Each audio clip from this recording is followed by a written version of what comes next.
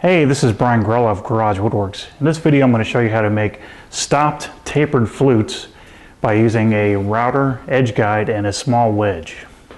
Okay, so the first thing you want to do is make your wedge. Mine is made out of a scrap piece of cherry that's been face jointed on one side and planed on the other.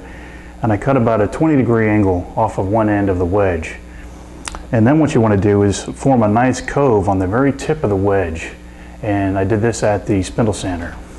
The purpose of the cove is twofold. It allows the router base to glide more easily, and it gives the taper a much smoother transition.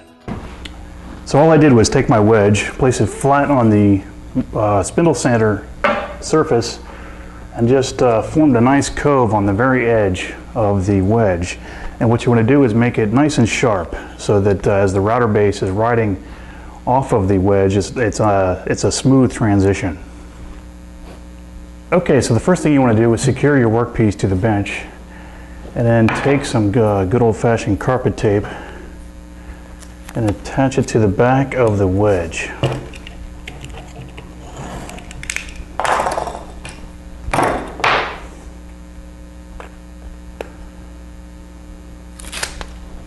Okay, so you want to attach your wedge about 2 inches up from where you want to start your groove. So I like to use a square. Hold it up against the knife edge of the wedge and press it down. Okay, so for this practice run, I'm going to go ahead and adjust my router for about an 1/8 inch deep groove.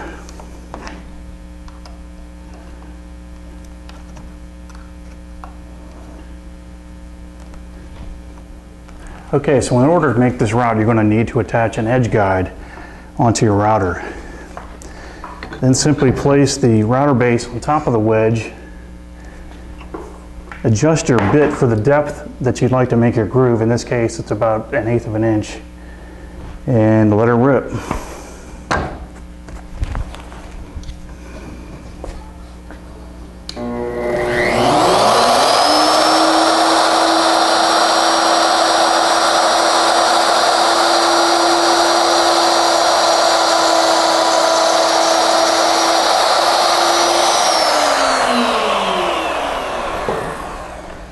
Okay, so here are my results for that route.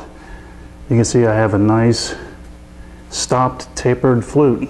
Stopped pretty much right on the point where I wanted it to. Okay, so that's how it turned out. Not too bad. A nice tapered stopped flute.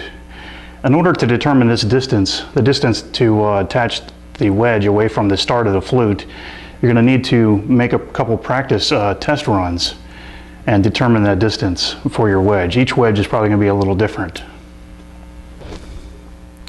Okay, so in order to make more than one flute along your workpiece, what you'd want to do is make a few shims that you can place alongside your workpiece. So what you would do is if you had, say, 3 flutes, you would have 2 shims up against the workpiece, make your first route, remove a shim, and then make the second route, remove a shim, and then make the final third flute. And there you have it. Another way to make tapered stopped flutes is probably to go ahead and make a traditional stopped flute and then just use a gouge to carve out the nice taper at the end of the flute. But since I don't own any gouges, this method is just more convenient. Okay, so there you go, a nice and easy method to make tapered stopped flutes by using a wedge that has been coved on the very end of the wedge.